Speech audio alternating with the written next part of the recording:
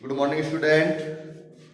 हम class 12th में जो टॉपिक आप लोगों का चल रहा था पार्ट नंबर 3 इलेक्ट्रोकेमिस्ट्री, उसी की चर्चा कर रहे हैं।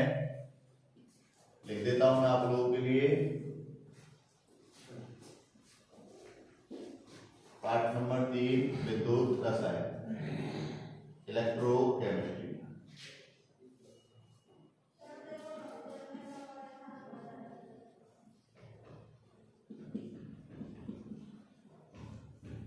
इलेक्ट्रोकेमिस्ट्री की हम चर्चा कर रहे थे और आगे चर्चा कर रहे हैं। आप लोगों ने शायद नैनट समीकरण जो चल रहा था आप लोगों का, उस नैनट समीकरण की हम चर्चा करेंगे।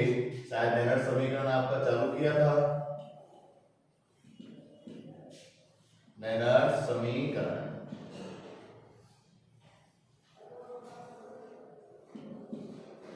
यदि हम नैनट समीकरण की बात करें आप लोगों से, तो नैनट समीकरण में क्या पढ़ा आप लोगों ने? नैनट समीकरण में पढ़ा इधर दो समीकरण थे आप लोगों के। एक तो आयनों की सांद्रता के मध्य पढ़ लिया था आप लोगों ने, आयनों की सांद्रता के मध्य, और धातुओं के मध्य आप लोगों ने नैनट समीकरण निकाला। तो धातुओं के लिए आप लोगों ने नैनट समीकरण में जो मान रखा था वो मान रखा था A, और जबकि आयनों की सांद्रता के लिए आप लोगों ने केसी निकालकर उस केसी का अप्लाई किया नैनट समीकरण में, और नैनट समीकरण से आप लोगों ने सवाल को किया। क्या है नैनट समीकरण? पर दोनों समीकरण यहां देख लेते हैं। एक तो सामान्य नैनट समीकरण था, सामान्य नैनट समीकरण। जो सामान्य नैनट समीकरण था वो आप लोगों ने पढ़ा था क्या? E बराबर E not minus 0.0591 upon n और log Kc। ये आप लोगों का नैनट समीकरण था, सामान्य वाला नैनट समीकरण था। इसको आप लोग बात कर सकते हैं। तो 298 केल्विन ताप पर यदि आप लोगों से नैनट समीकरण वाला सूत्र पूछे तो आप लोगों को यही समीकरण रखना है, यही याद रखना है आपको। क्या? E बराबर E not minus 0.0591 upon n log Kc। Clear? ये समीकरण आप लोगों ने कैसे ज्ञात किया था? ये समीकरण आप लोगों ने इस वैल्यू से, इस सूत्र से ज्ञात किया था। E बराबर E not minus 2.303 RT 2.303 RT upon NF log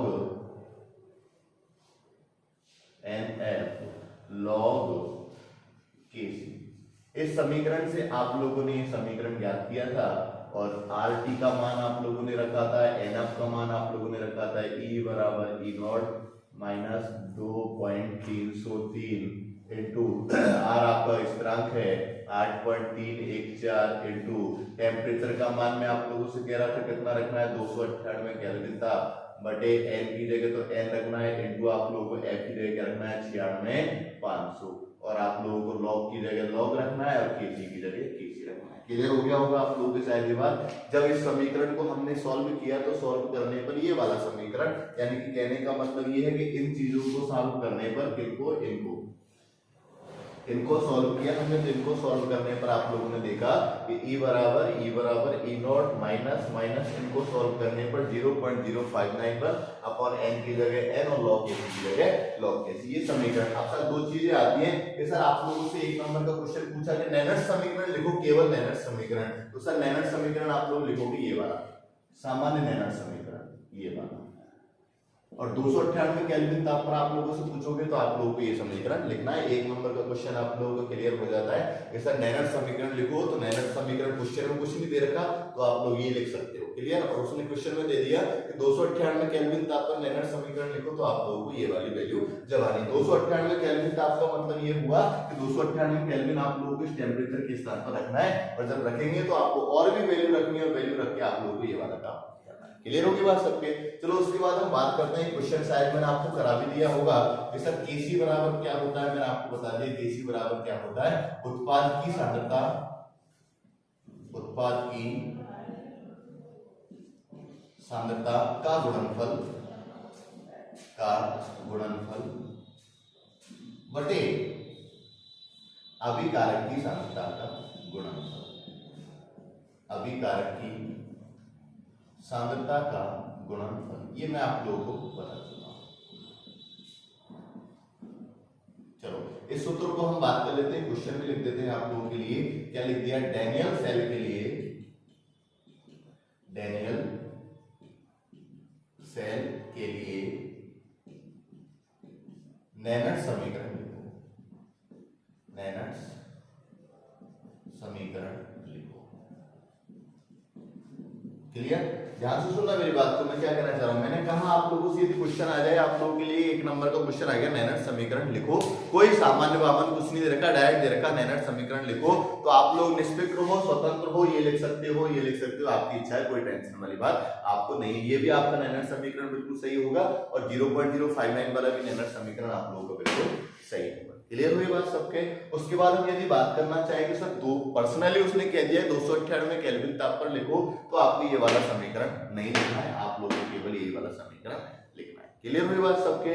उसके बाद सर क्वेश्चन आएगा डैनियल सेल के लिए नैनट समीकरण लिखो, तो आप लोगों को जो भी क्वेश्चन दिया गया है जिसमें मान रखने वाली बात हो रही है, वो इसका उपयोग नहीं करना है, आप लोगों को इस वाले समीकरण का आप लोगों को उपयोग करना है। क्लियर हुई बात सबके? तो चलो चर्चा करते हैं आप लोग डैनियल सेल के लिए। तो डैनियल सेल आप लोगों को पता होना चाहिए कि सबसे पहले मुझे डैनियल सेल की रासायनिक अभिक्रिया आनी चाहिए, और डैनियल सेल की रासायनिक अभिक्रिया आप सभी लोगों को आती है, Zn plus Cu plus 2 is equal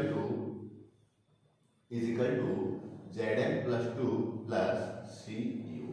clear हो जाना चाहिए। इसके लिए Kc का मान निकालेंगे, Kc बराबर उत्पाद की सांद्रता आपको सामने दिखाई दे रही है, बिल्कुल दिखाई दे रही है, उत्पाद ये रहा आप लोगों का, उत्पाद Zn प्लस 2 की सांद्रता, सांद्रता Cu की सांद्रता, Cu की सांद्रता बटे बटे अभिकारक हो गया, उत्पाद हो गया, अभिकारक की बात करेंगे Zn की सांद्रता Zn और उसके बाद Cu प्लस 2 की सांद्रता Cu। क्लियर? तो कंफ्यूजन तो नहीं दिमाग में? चलो अब आप लोगों को पता होना चाहिए, जब मैंने नैनट समीकरण की आप लोगों से बात की थी तो मैंने केवल एक ही नाम बोला था, नैनट समीकरण। जो नैनट समीकरण में जो संबंध प्रस्तावित किया गया था, संबंध बताया गया था, वो संबंध केवल आयनों की सांद्रता के मध्य संबंध बताया गया था। तो इसका मतलब ये आयन नहीं है आपका, ये भी आपका आयन नहीं है। आयन कौन है आपका? Zn प्लस 2 और Cu प्लस 2। इसका मतलब ये हुआ धातु Cu और धातु Zn की सांद्रता का मान आप लोगों को स्थिर, स्थिर का मतलब कितना मानना है? 1 मानना है। क्लियर हो गया बात सबके? अब आप लोग Kc आराम से निकाल सकते हो। Kc बराबर आप लोगों को दिखाई दे रहा है Zn प्लस 2 की सांद्रता अपॉन Cu प्लस 2 की सांद्रता। क्लियर हुई कि नहीं हुई? इनका मान आपका 1 हो गया, 1 से गुणा कराने पर भी यही मान आपका आएगा। क्लियर? दूसरी सबसे इंपॉर्टेंट वाली बात होनी चाहिए कि n का मान आपको पता होना चाहिए। n का मतलब होता है इलेक्ट्रॉन की संख्या, इलेक्ट्रॉन की संख्या। इलेक्ट्रॉन की संख्या का मतलब क्या है? जितने अभिक्रिया में इलेक्ट्रॉनों का आदान प्रदान हो रहा है, वो इलेक्ट्रॉनों की आपकी क्या कहलाएगी? संख्या कहलाएगी। देखो Zn ने कितने इलेक्ट्रॉन दिए हैं? 2 इलेक्ट्रॉन। Cu ने कितने इलेक्ट्रॉन लिए हैं? 2 इलेक्ट्रॉन। इसका मतलब ये हुआ कि यहाँ n का मान मुझे कितना दिखाई देगा? 2 दिखाई देगा। क्लियर होगी बात सबके? तो यहाँ रख देते हैं समीकरण में, सूत्र को रखना है। डैनियल सेल के नैनट समीकरण हम लिख रहे हैं, 1 नंबर का क्वेश्चन वेरीफाई कर रहे हैं। E बराबर E0 माइनस 0.0591 अपॉन n के स्थान पर क्या आएगा? 2, लॉग की जगह हमने लॉग रख दिया, और Kc के स्थान पर आप लोगों को ये रखना है Zn प्लस 2 और Cu। रख देता हूं मैं भी आप लोगों के लिए, Zn प्लस 2 की सांद्रता अपॉन Cu प्लस 2 की सांद्रता। क्लियर होगी? आप लोग बिल्कुल ध्यान से देखेंगे कि नैनट समीकरण हुआ आप लोगों का, और 1 नंबर आप लोगों का क्लियर होने वाला है, इसलिए आप लोगों को ध्यान देना है बढ़िया तरीके से। क्या बोला मैंने आप लोगों के लिए? मैंने आप लोगों से बोला कि नैनट समीकरण यदि आप लोगों का आता है, और नैनट समीकरण यदि आप लोगों से सामान्य वाला पूछता है, तो सामान्य वाले समीकरण में आप लोगों को कौन सा समीकरण लिखना है? लिखना है 2.303 RTNF अपॉन लॉग। क्लियर हो गया बात सबके? दूसरी बात यदि हम बात करना चाहेंगे सर 298 केल्विन ताप पर उसने पूछ लिया नैनट समीकरण, तो क्या करेंगे सर हम? तो आप लोगों को 298 केल्विन ताप का मान रखना है, और मान रख के आप लोगों को ये समीकरण आप लोगों को लिखना है। मैंने पहला क्वेश्चन आप लोगों को दिया कि डैनियल सेल के लिए नैनट समीकरण लिखो। तो डैनियल सेल के लिए मैंने आप लोगों के सामने नैनर समीकरण लिख दिया है। क्या लिख दिया है? ये पहले रिएक्शन आनी चाहिए, रिएक्शन के बाद आपको समीकरण आना चाहिए, केसी का मान निकालना आना चाहिए। यदि केसी का मान आप लोगों ने निकाल लिया तो केसी का मान यहाँ रख देंगे आप लोग, और इलेक्ट्रॉन जितने भी आदान प्रदान आप लोगों ने किए हैं वो इलेक्ट्रॉन आप लोग सामने रख देंगे। क्लियर हुई बात सबके? नैनर समीकरण की बात को समझ में आ गई होगी सबके। अब हम नेक्स्ट इससे न्यूमेरिकल करेंगे। तो न्यूमेरिकल बहुत इंपॉर्टेंट है, स्क्रीनशॉट लेना चाहें तो आप लोग इसका स्क्रीनशॉट ले सकते हैं। आगे चलेंगे हम। धन्यवाद। चलो चलो सवाल करते हैं।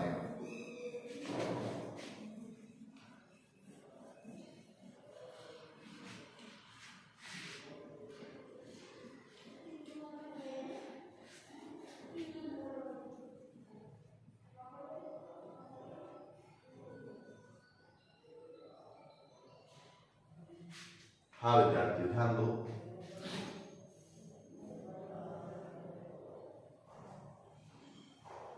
क्लियर हो जाना चाहिए आप लोगों के। ये सामान्य नैनर समीकरण हो गया, ये 298 केल्विन तक आप लोगों का नैनर समीकरण हो गया। चलो क्लियर करते हैं। कोई सवाल आप लोगों को दिया गया है? क्या सवाल दिया गया? जैसे मैं आप लोगों के सामने क्वेश्चन लिखा हूं, दिए गए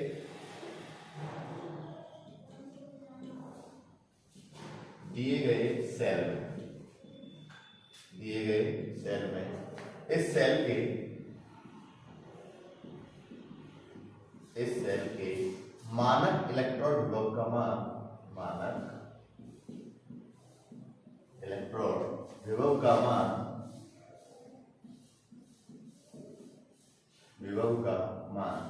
0.34 वोल्ट है।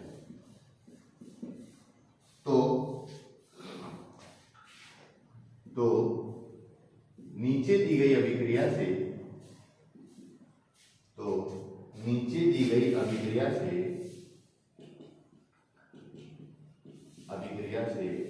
इस सेल का सेल विभव ज्ञात करो। इस सेल का सेल विभव ज्ञात करो।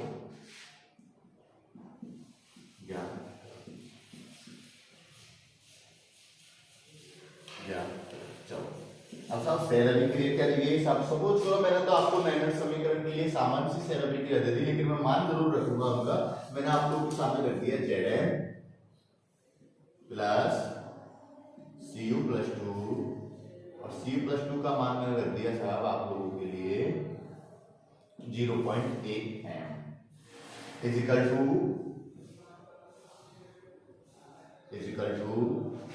Zn+2 और Zn+2 का मैंने आप लोगों के लिए मान रख दिया था 1 m, ठीक है, प्लस C।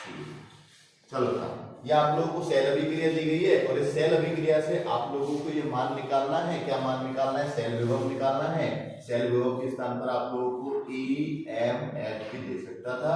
ये सबसे पहली प्राथमिकता आप लोगों की हो गई।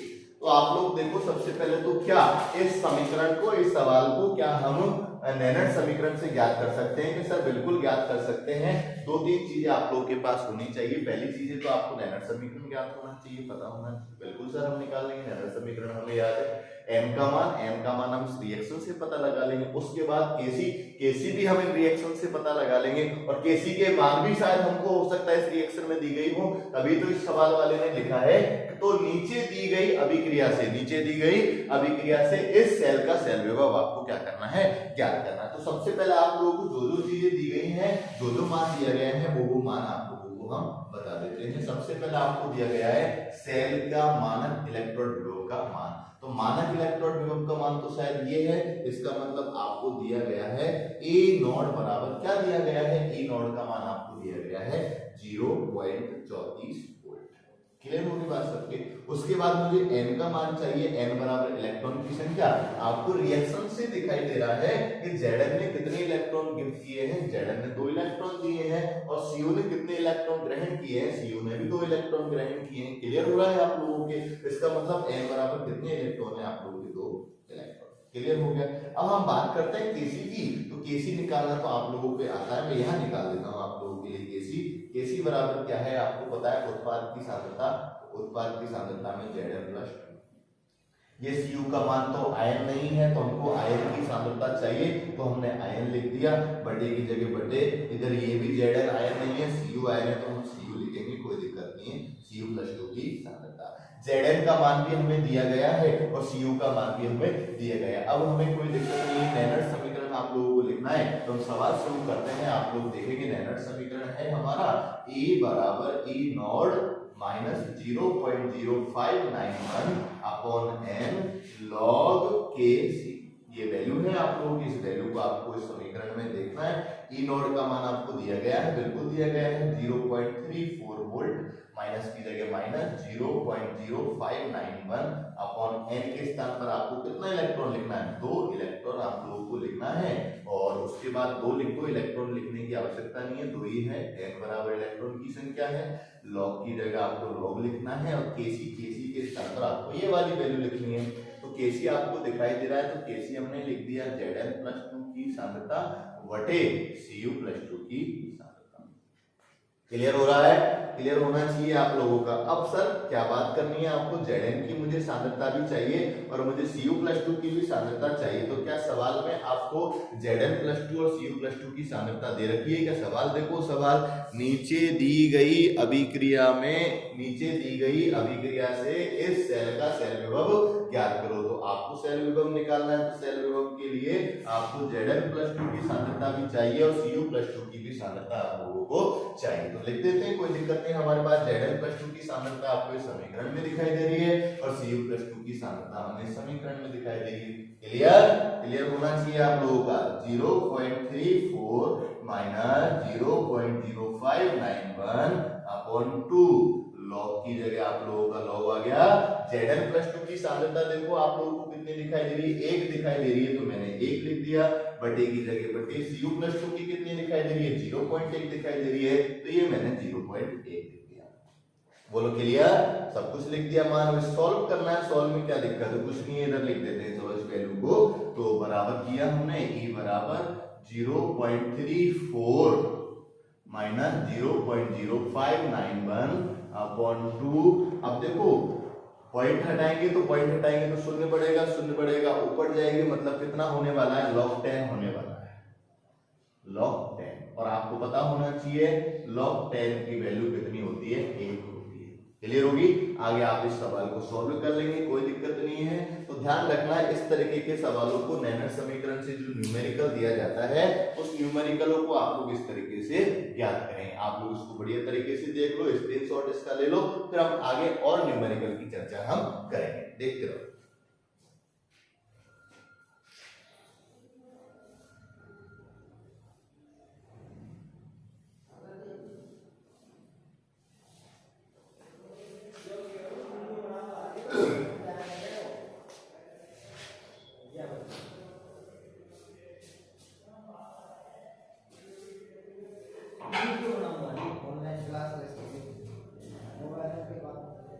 ध्यान से देखो बेटा, बढ़िया तरीके से इसका स्क्रीनशॉट ले लेना सवाल का। अभी और कुछ भी हम यहाँ करेंगे इस सवाल में, इसलिए आप लोग इसको बढ़िया तरीके से देख लें, कोई कमी नहीं रहनी चाहिए आप लोगों की इस समीकरण में।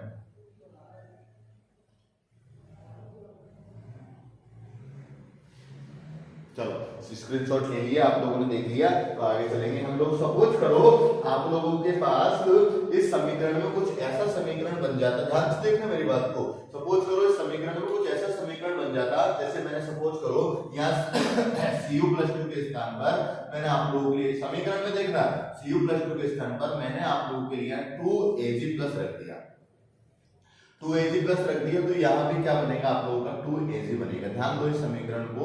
चलो मैं इस समीकरण को पूरा ही मिटा देता हूँ, और मिटाने के बाद इसको दोबारा से हल करेंगे। तो ध्यान से देखो, ये समीकरण आपको मैंने लिख दिया, ये हटा दिया, ध्यान से।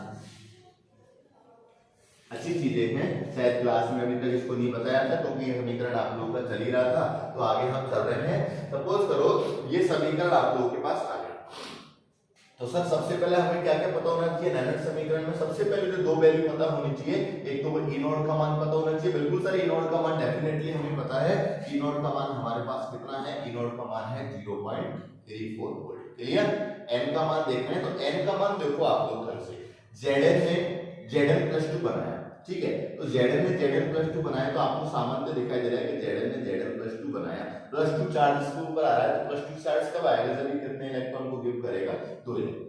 क्लियर? इसका मतलब Zn ने कितने इलेक्ट्रॉन दिए हैं, 2 इलेक्ट्रॉन दिए हैं। Ag के ऊपर कितना चार्ज आ रहा है, प्लस चार्ज आ रहा है, तो ये Ag आप लोगों का प्लस है, ये कितने इलेक्ट्रॉन ग्रहण करेगा, 1 इलेक्ट्रॉन ग्रहण करके और क्या बनाएगा आप लोगों का Ag। लेकिन आपको क्या दिखाई दे रहा है, Ag की संख्या कितनी है, 2, इसका मतलब प्लस की संख्या कितनी हो गई, 2, तो 1 इलेक्ट्रॉन में कितने इलेक्ट्रॉन लेगा, ये 2 इलेक्ट्रॉन।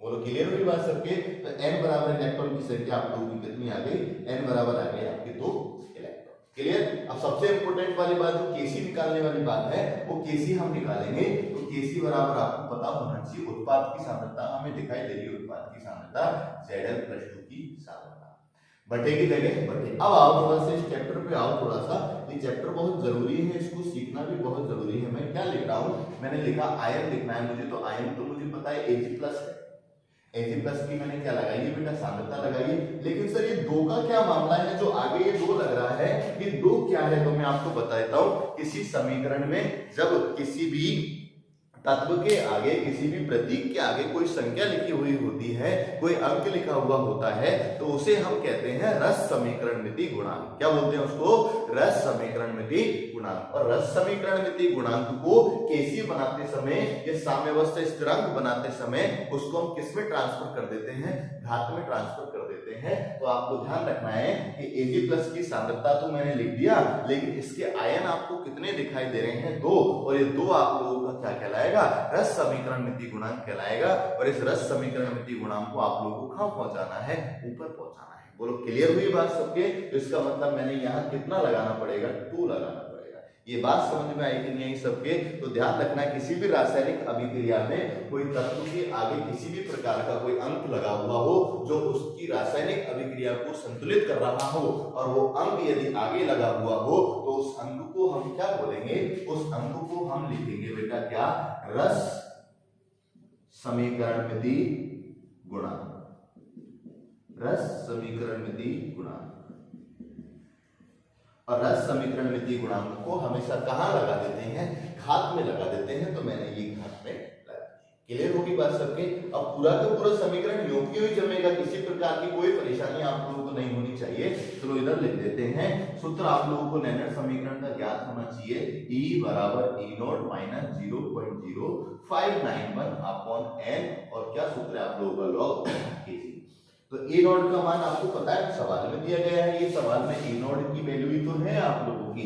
तो क्या है E0 की value, 0.34 volt minus 0.0591 upon n के स्थान पर 2 लगा दिया और लॉग लगा दिया, और log KC. KC what is this, KC, ये ना सर केसी।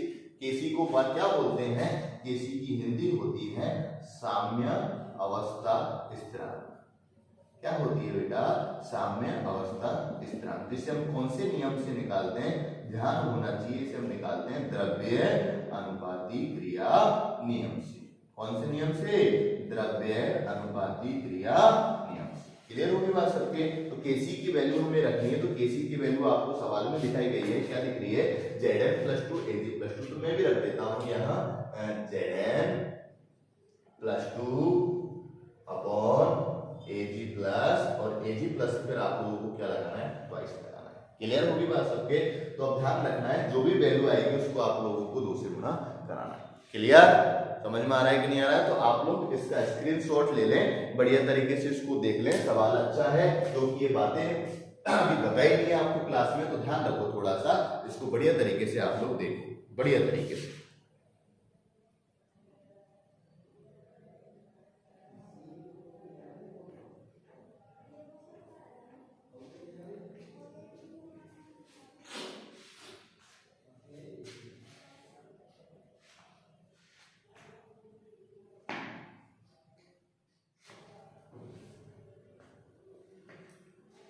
हो गया बेटा, सबने कर लिया, स्क्रीनशॉट ले लिया, बढ़िया तरीके से इसको देखो, वैल्यू रखकर सवाल को करना है। चलो मैं वैल्यू भी एक बार रख देता हूँ आप लोगों के लिए, लॉग की जगह तो मैंने लॉग रख दिया। Zn+ की वैल्यू आप लोगों को दिख रही होगी, Zn+ की वैल्यू आपको 1 दिख रही है, तो मैंने यहाँ 1 रख दिया है, बटे की जगह बटे। Ag+ की वैल्यू, सर Ag+ की वैल्यू 0.1 दिखाई दे रही है, तो मैंने यहाँ 0.1 का क्या लगाना पड़ेगा मुझे, स्क्वायर। बस ये काम करना है, आपको कुछ नहीं करना, पूरी वैल्यू योग की हुई है, क्योंकि यहाँ आयन की संख्या कितनी दिखाई दे रही थी 2, इसलिए मैंने इस बार लगाया। क्लियर? ध्यान से देखो, बढ़िया तरीके से, गड़बड़ नहीं होनी चाहिए सवाल में। ये देख प्रारूप मैंने आप लोगों को समझा दिया पूरा, तो सवाल में आगे आपको कोई दिक्कत नहीं आएगी।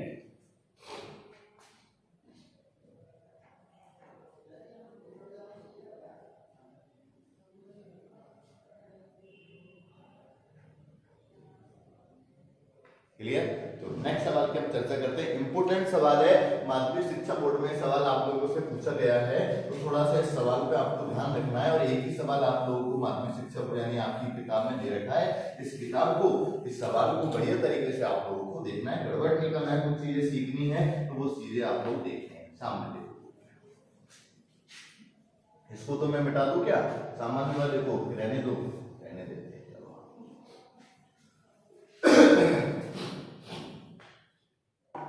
सामने क्वेश्चन आ गया आप लोगों के लिए। क्वेश्चन बहुत अच्छा क्वेश्चन है, ध्यान देना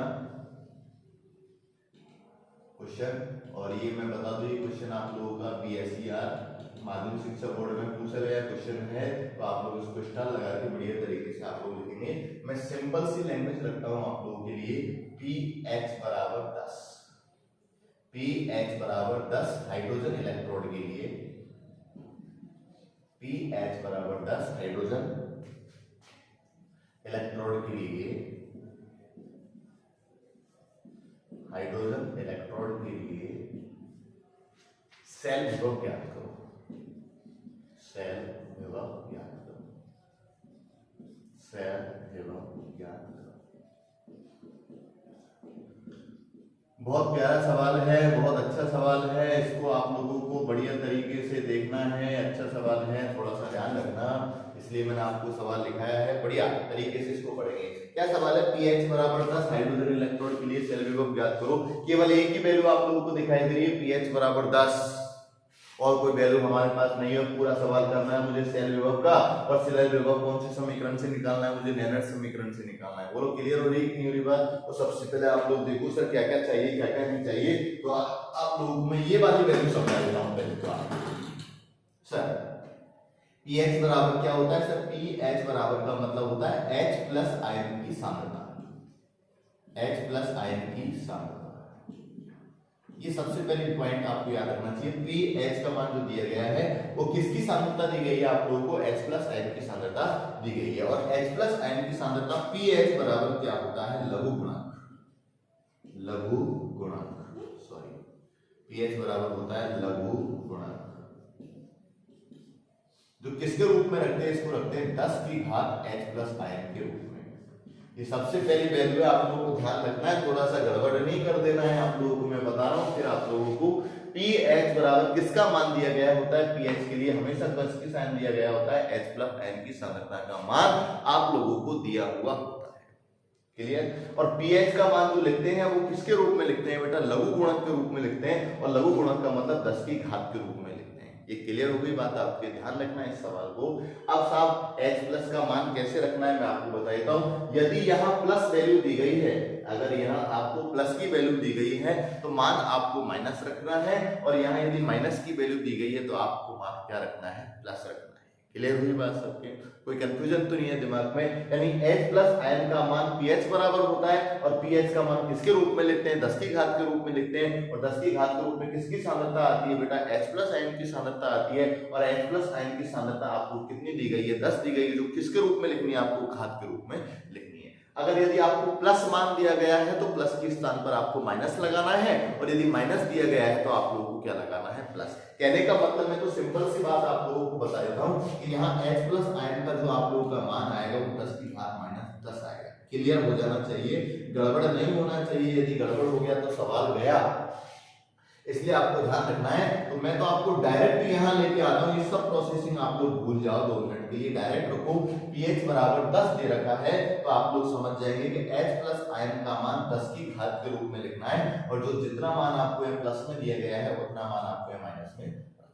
क्लियर हुई बात सबके? जैसे यहाँ pH का मान सपोज करो प्लस 5 होता तो मैं 10 की घात माइनस 5 लिखता।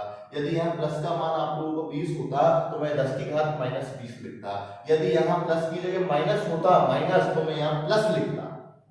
क्लियर हुई बात सबके? तो h प्लस आयन का मान आप लोगों ने कितना लिख दिया? 10 की घात माइनस 10। क्लियर हो गया कि नहीं होगा? ये बात आपको ध्यान रखनी चाहिए कि सर pH बराबर 10, और सवाल आएगा, ये आ सकता है, सवाल इंपोर्टेंट, इसलिए ध्यान रखना कि जो भी मान दिया गया हो उसको मान करना है किसका? H प्लस का। किसके रूप में लिखना है? लघु गुणक के रूप में, मतलब घात के रूप में लिखना है। जितनी भी वैल्यू दी गई है वो की वही वैल्यू आएगी, लेकिन चिन्ह आपको बदल देना है। यदि यहाँ प्लस की वैल्यू है तो कितनी लगानी है? माइनस की, और माइनस की वैल्यू तो कितनी लगानी है? प्लस। क्लियर? वो टॉपिक आप लोग 11वीं क्लास में साम्यावस्था वाला पार्ट था, उसमें क्षार और अम्ल की जब तुलना करने, तो क्षार का मान प्लस में होता है तो अम्ल का माइनस में, अम्ल का माइनस में होता है तो क्षार का प्लस में, इस तरीके से डिवाइडेशन करते हैं। लेकिन वो दूसरी बात है, आप तो डायरेक्ट समझो सवाल करना है, अपन को माध्यमिक शिक्षा बोर्ड में सवाल आ जाएगा, तो उसको आप लोग कैसे करेंगे कि pH बराबर 10 है, इसका मतलब H प्लस आयन की सांद्रता 10 की घात माइनस 10 है। यहाँ 5 होता तो 10 की घात माइनस 5 होता, यहाँ 20 होता तो 10 की घात माइनस 20 होता। क्लियर हुई बात सबके? कंफ्यूजन नहीं होना चाहिए दिमाग में किसी भी प्रकार का। चलो आगे चलते हैं सवाल में। अब उसके बाद हमको पता होना चाहिए कौन सा इलेक्ट्रोड है बेटा? Hydrogen electrode. कौन सा इलेक्ट्रोड है बेटा? Hydrogen electrode. तो हाइड्रोजन इलेक्ट्रोड तो हम दो तरीके से बना सकते हैं, आपकी इच्छा हो, जैसे एनोड भी बना सकते हैं और कैथोड भी बना सकते हैं। सामान्यतः आप लोग कैथोड ही बना लेना पहले तो कैथोड में आपको पता होना चाहिए H प्लस जो आयन होता है वो कितने इलेक्ट्रॉन को ग्रहण करता है? एक इलेक्ट्रॉन को ग्रहण करता है और क्या बना लेता है आप लोगों का? 1/2 H2 आप लोगों का बना लेता है। ये किसके रूप में हम बात कर रहे हैं बेटा? ये बात कर रहे हैं किसके रूप में? कैथोड के रूप में। जरूरी नहीं है कैथोड ही लिखे, हम एनोड भी लिख सकते हैं, कोई कैंसिल वाली बात आपकी नहीं होनी चाहिए। क्लियर हो गया? तो चलो आते हैं आप लोग, आपको पता होना चाहिए रिएक्शन में हम कैथोड बनाते हैं तो कैथोड बनाते समय आप लोगों को कैसे लिखते हैं? पहले लिखते हैं अपन धातु आयन और उसके बाद लिखते हैं धातु। तो H2 के स्थान पर आप लोग H लिख सकते हो, ये जैसे भी आप लोग लिख सकते हो, क्योंकि एक ही हाइड्रोजन है, ध्यान रखना है आपको। इसके लिए हमें Kc निकालना है, तो Kc बराबर उत्पाद की सांद्रता। उत्पाद आपको दो हाइड्रोजन नहीं है, फिर कह रहा हूं मैं आप लोगों से, एक हाइड्रोजन है तो H की सांद्रता बटे अभिकारक में आप लोग देख रहे हैं H प्लस आयन की सांद्रता। क्लियर हो जानी चाहिए। यहाँ वैल्यू H का मान कितना आएगा? 1 आएगा, तो Kc बराबर आप लोगों को जो लिखना है वो लिखना है 1/H प्लस आयन की सांद्रता। क्लियर हो जानी चाहिए ये बात आप लोगों के लिए, क्योंकि यहाँ कौन सा इलेक्ट्रोड आप लोगों को मैंने दे रखा है? हाइड्रोजन इलेक्ट्रोड आप लोगों को मैंने दे रखा है। और हाइड्रोजन इलेक्ट्रोड में आप लोगों को पता होना चाहिए, हाइड्रोजन इलेक्ट्रोड एक प्रकार का कैसा इलेक्ट्रोड है? SHE या NHE, जिसे आप लोग संदर्भ इलेक्ट्रोड भी कहते हो। तो ये मान मैंने यहाँ रख दिया, Kc मैंने आप लोगों के लिए निकाल दिया। अब कोई टेंशन वाली बात नहीं है, इस सवाल में आप लोग देखेंगे तो मुझे n का मान भी दिखाई दे रहा है। n बराबर कितने इलेक्ट्रॉन दिखाई दे रहा है? 1 इलेक्ट्रॉन, तो n का मान भी मेरे पास आ गया। क्लियर हो गया? अब इस समीकरण को हम किसमें जमाएंगे? इस समीकरण को नेनर समीकरण में जमाएंगे। तो नेनर समीकरण आप लोगों का क्या है? E बराबर E not minus 0.0591 upon n log Kc। Clear? चलो आते हैं E बराबर E नॉट। अब सबसे पहली बात तो सर E नॉट की वैल्यू क्या लिखेंगे? मैंने आप लोगों को बता दिया था SHE या NHE का मान, SHE या NHE का मान स्वेच्छा से कितना मान लेते हैं हम? स्वेच्छा से 0 मान लेते हैं। ये आपको पता होना चाहिए कैसा इलेक्ट्रोड है? संदर्भ इलेक्ट्रोड। और संदर्भ इलेक्ट्रोड का मान हम स्वेच्छा से कितना मान लेते हैं? 0। तो मैंने यहाँ आप लोगों के लिए 0 मान लिया। माइनस की जगह माइनस 0.0591 अपॉन n बराबर कितना इलेक्ट्रॉन था आप लोगों का? n बराबर इलेक्ट्रॉन की संख्या थी 1, तो मैंने कितना इलेक्ट्रॉन रख दिया? 1। लॉग की जगह लॉग आ गया। और Kc आपको कहाँ दिखाई दे रहा है? Kc मुझे ये दिखाई दे रहा है। Kc क्या दिख रहा है? 1/H प्लस आयन की सांद्रता। तो 1/H प्लस आयन की सांद्रता। क्लियर बात सबके? तो H प्लस आयन की वैल्यू कहाँ है? H प्लस आयन की सर वैल्यू मुझे यहाँ दिखाई दे रही है। कितनी दिखाई दे रही है? 10 की घात माइनस 10 दिखाई दे रही है। तो आप लोग लगाओ इस समीकरण को, E बराबर 0 माइनस 0.0591 अपॉन n लॉग और 1/10 की पावर माइनस 10। बोलो क्लियर हो रहा है कि नहीं हो रहा है? दोबारा से समझ लो इस समीकरण को, इस सवाल को बढ़िया तरीके से। शुरू से देखो सवाल आ गया pH बराबर 10 हाइड्रोजन इलेक्ट्रोड के लिए सेल विभव ज्ञात करो। तो इस समीकरण में, इस सवाल में केवल आपको एक वैल्यू दिखाई दे रही है और उस एक वैल्यू से आप लोगों को पूरा सवाल कैसे करेंगे मैंने आपको बता दिया। जो भी मान यहाँ दिया गया हो pH बराबर 10 का, वो मान आपको किसका ज्ञात करना है? H प्लस का। उसको किसके रूप में लिखना है? लघु गुणक के रूप में। ध्यान से खोपड़ी में बैठा लो, अपने इस बात को माइंड में बैठा लो। h प्लस की मान 10 दे रखा है तो 10 की घात को 10 के रूप में लिखना है। क्लियर, लघु गुणक के रूप में लिखना है। जो भी वैल्यू यहाँ दी गई है उसको यहाँ रखना है। अगर यहाँ प्लस दी गया है तो माइनस रखना है, माइनस दे रखा है तो प्लस रखना है। तो यहाँ दे रखा है 10, वो भी किसका, प्लस का, तो मैंने 10 की घात माइनस 10। यहाँ अगर मुझे 5 दिया हुआ था तो मैं 10 की घात माइनस 5। बोलो क्लियर, क्लियर। चलो आगे, उसके बाद आपको पता होना चाहिए कौन से इलेक्ट्रोड की बात हो रही है, हाइड्रोजन इलेक्ट्रोड के। हाइड्रोजन इलेक्ट्रोड तो SH या NH दोनों में से कोई सा एक ही बात है, संदर्भ इलेक्ट्रोड है। तो मैंने इसको कैथोड के रूप में लिख दिया, आप लोग एनोड के रूप में भी लिख सकते हो, लेकिन सामान्यतः कैथोड ही लिखा जाता है। तो कैथोड के रूप में ये समीकरण आप लोगों को लिखा, आपको पता चल गया H2 नहीं है, ये H है। यहाँ देखो H प्लस ने एक इलेक्ट्रॉन लिया है तो H2 नहीं है, ये H है, तो मैंने यहाँ H ही रखा है और H प्लस आयन को यहाँ रखा है। H की वैल्यू आपको ठोस होने के कारण आपको पता होना चाहिए आयन नहीं है, आयन नहीं है तो मान कितना रखना है, 1 रखना है, और H प्लस की वैल्यू आप लोगों को यहाँ से उठा लेनी है। बोलो क्लियर। नैनट समीकरण की हम बात करेंगे। नैनट समीकरण दिखाई दे रहा है, E बराबर E not minus 0.0591 upon n log। Clear. तो n की वैल्यू, ये जीरो कहां से आया तो आपको पता होना चाहिए, SH या NH का मान स्वेच्छा से हम क्या मानते हैं, जीरो मानते हैं। माइनस की जगह माइनस आ गया और ये लिख दिया n का मान कितना इलेक्ट्रॉन था, 1 इलेक्ट्रॉन था। लॉग की जगह लॉग Kc की वैल्यू आपको यहाँ दिखाई दे रही है 1/h plus ion, 1/h plus ion, और लॉग की वैल्यू कितनी आ गई आपकी 10 की घात माइनस 10। क्लियर। सवाल बहुत अच्छा है, प्यारा है, स्क्रीनशॉट ले लें इसका, लेके आप लोग आगे चले, कोई दिक्कत वाली बात नहीं है, देखते रहें सवाल को।